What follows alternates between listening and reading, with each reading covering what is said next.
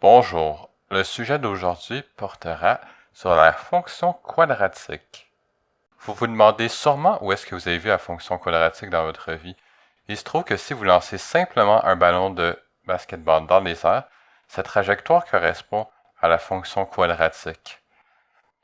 Et oui, la fonction quadratique a aussi d'autres noms. On l'appelle également fonction de second degré, fonction quadratique bien sûr, comme on l'avait dit précédemment, et finalement polynôme de degré 2.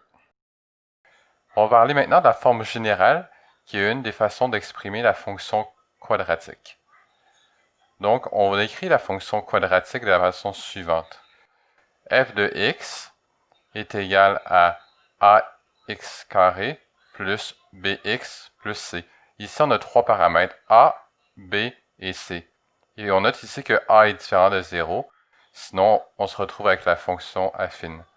Et b et c correspondent à des nombres réels. Et je vous rappelle que a, b et c ne sont pas dépendants de x. Pour comprendre les paramètres, ce qu'on va faire, c'est qu'on va les regarder individuellement, avec des cas particuliers. Et là, inquiétez-vous pas, parce que l'interprétation qu'on va tirer de ces analyses-là sont vraies. Donc, même si après ça, on mélange les différents paramètres, même si on a parlé de cas particuliers, ça s'applique pour toute fonction quadratique. Le paramètre a caractérise la fonction quadratique par la courbure de celle-ci. Donc, si on a a est plus grand que 0, ça aura l'air d'un bonhomme sourire. Et plus la valeur de a est grande, plus la fonction est serrée. Donc, elle décroît ici et elle croît très rapidement. Tandis que si a est petit, elle sera très évasée et très ouverte. Maintenant, si on a a est plus petit que 0, ce qui arrive, c'est que la fonction est comme un bonhomme triste. Donc, elle est ouverte vers le bas. Et de façon similaire, plus la valeur de a est petite, plus elle sera étroite. Donc, elle croît et décroît rapidement. Tandis que si on a une valeur qui est près de 0, dans ce cas-là, elle est plus évasée, elle est plus ouverte. Pour le paramètre b, si on a une valeur positive, ben dans ce cas-là, on s'aperçoit qu'on a une translation pas seulement par la gauche, mais également vers le bas. Et plus cette valeur de b est grande, plus la fonction va aller vers le bas. Par contre, on est fixé pour x est égal à 0 sur l'ordonnée à l'origine, donc on est contraint. Et là, ce qui se passe, c'est que si la valeur est négative, ben dans ce cas-là, il y a une translation vers la droite, mais aussi vers le bas. Et encore une fois, plus la valeur est petite, plus la fonction va aller vers le bas. Petite mise en garde, ici, on considère que a est plus grand que 0, mais si on avait l'autre cas, a est plus petit que 0, dans ce cas-là, ce serait à l'opposé. Donc, au lieu d'aller vers la gauche, ça irait vers la droite, et au lieu d'aller vers le bas, ça irait vers le haut, et vice-versa. Le paramètre c, c'est exactement comme pour la fonction affine, pour l'ordonnée à l'origine, ça correspond à la valeur de la fonction quadratique lorsque x est égal à 0. Donc, la valeur de la fonction quand celle-ci touche à l'axe des y. Félicitations, maintenant vous comprenez la forme générale. Mais il existe diverses formes de la fonction quadratique et c'est vraiment important de les comprendre pour bien maîtriser le concept de la fonction quadratique. Donc, je vous ai présenté la forme générale, vous la comprenez, c'est parfait, très bon début. Mais maintenant, la forme canonique, c'est quelque chose de complètement différent. Et ce que je veux que vous fassiez, c'est faire pause et essayer de comprendre à quoi h et k correspondent dans la forme canonique.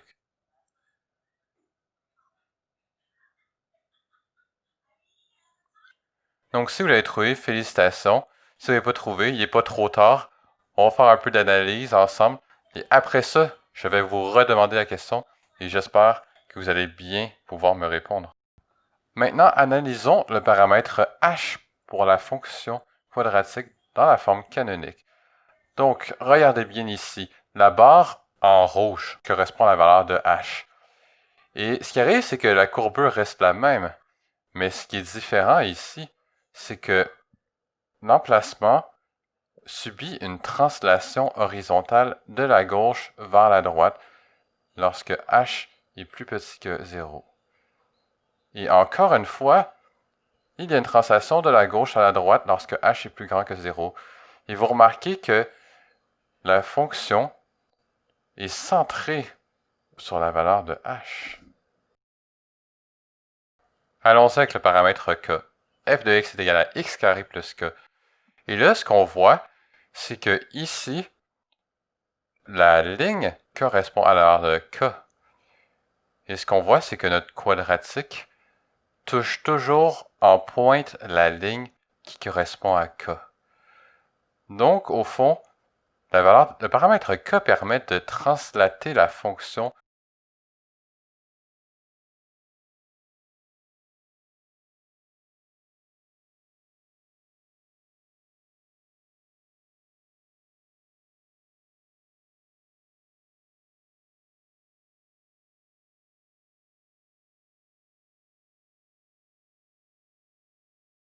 Dernière chance, à quoi correspond le couple HK dans la fonction quadratique pour la forme canonique?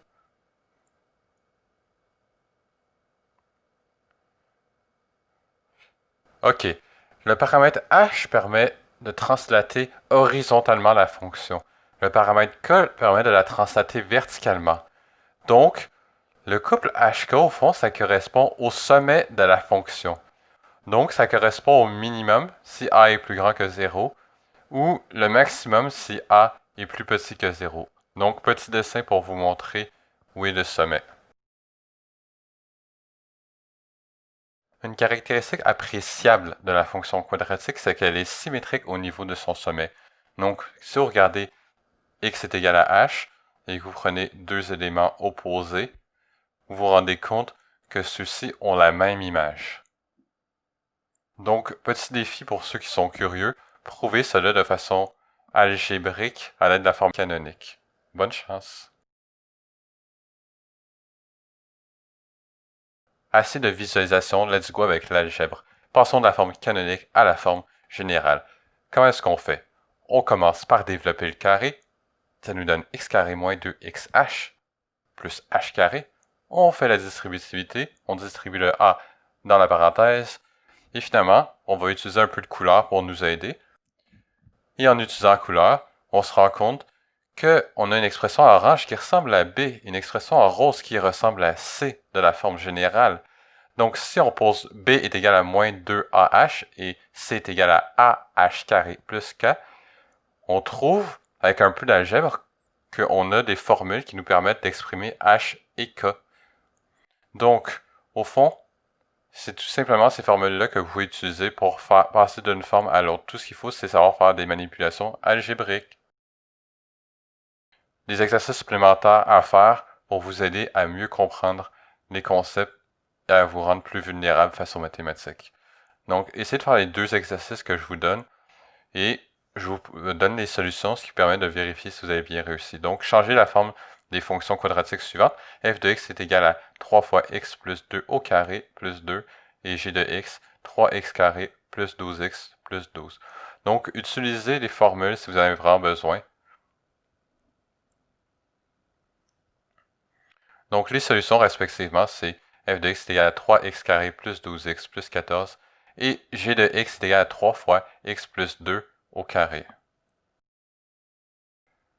C'est le temps de finir cette leçon sur la fonction quadratique. Mais c'est simplement la partie 1, il y aura une partie 2, donc inquiétez-vous pas. Plus de contenu sera à venir. Donc, vous devriez être capable de formuler les formes générales et canoniques de la fonction quadratique. Vous devriez être capable de comprendre l'interprétation des paramètres de la forme générale. Aussi, l'interprétation des paramètres h et k de la forme canonique. Vous devriez être capable de passer de la forme canonique à la forme générale et vice-versa. Donc, c'est les éléments importants à retenir de cette leçon. Donc, merci pour votre présence. À la prochaine.